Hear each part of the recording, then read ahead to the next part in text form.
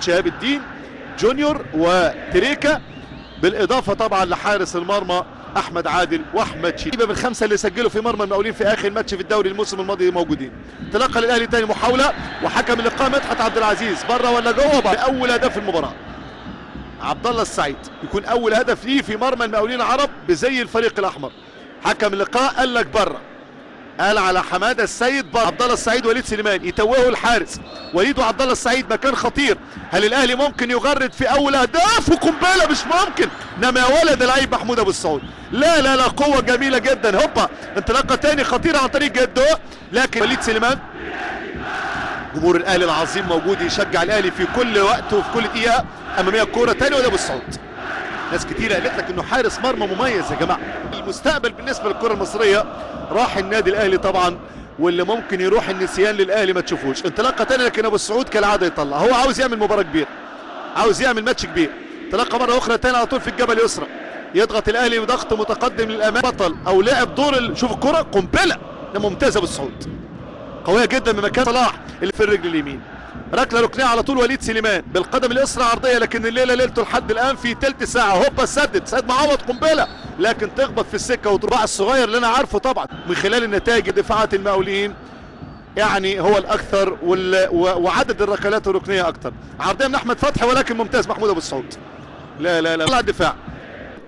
وليد سليمان اللي معاه مفتاح الجبهه اليسرى الان الى حسام عاشور. هوبا هاتوا خد جميل، عاوزين يلعبوها بسرعه. الاهلي خطيره جدا، محاوله اختراق، ثقه بالنفس عاليه في التمريرات في العمق، لكن يضغط الاهلي لسه خطيره. هوبا يا دومينيك خلصها يا حبيبي، لكن محمود ابو السعود يا حبيبي ممتاز. شوف الكره وشوف الفرصه وشوف محمود ابو السعود، هو عاوز يقول يا جماعه ان انا ظلمت في هذا النادي. هو جواه مباراه خاصه جدا جانبيه، ده انفراد. السيد بيغطيه، ورا منه طبعا معلم اسمه حسام عاشور. محاولة تسديدة المرة دي تاني ابو السعود، بيطلع بياخد خطوتين زيادة، دايما خطوات يمكن مش خطوتين، قليل لما قلنا خطوتين انما بنشوفه. شوف هنا على طول عبد الله السعيد يفاجئه ويبخته، طالع ارقام ضعيفة جدا. امامية كرة طويلة، انطلاقة حلوة جدا خطيرة جدا، يا سلام عليك يا ابو السعود، انما على مرتين. انا شوف تحركات جد سحرية يا جماعة، تحركات جد، ولعيب سريع سريع سريع جدا، لعيب لا يكل ولا يمل. احمد فتحي وتشوط، ولكن ابو السعود كان هيشيلها، انما احمد فتحي يسجل. والهدف من احمد فتحي طعمه غير، والهدف الاهلاوي الثاني في مرمى المقاولين، وسجده حمراء اخرى اهلاويه بهدف ثاني في مرمى المقاولين العرب. اذا مخرج اللقاء ما يخليش فرحه الجمهور الاهلاوي تعدي علينا، وبعد كده هيذكرنا بركله الجزاء بالنسبه لاحمد فتحي. كان ابو السعود هيتالق وهيشيلها، انما يا حظك يا بختك السيء يا ابو السعود. انما الحقيقه النهارده بيحاول ويجاهد ابو السعود، لانه اكيد محضر نفسه تحضير، وشوف هيتجنن.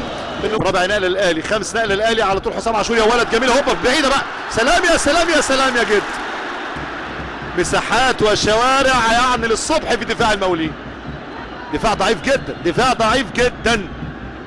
الكلام ده كوك ليفت عصري، وباك ليفت يعني زي ما انت عايز تقول فيه كل الصفات والميزات. احمد فتحي يا ولد بالحركه، هوبا خطيره جدا بالعدد والالقاب يعني 50,000. ممتاز محمود ابو السعود. النهارده الكابتن حسين السنزار الاخير مع المقاولين. هوبا الاهلي يضغط، تمريره من تريكا خطيره، شاب، والثالث ابو السعود يمنعه. لا لا لا لا، رجل المباراه ابو السعود، برغم ان دخل في مرمى هدفين، انما تالق وشال كرات كتيره وانقذ مرمى. مدحت عبد العزيز يمشي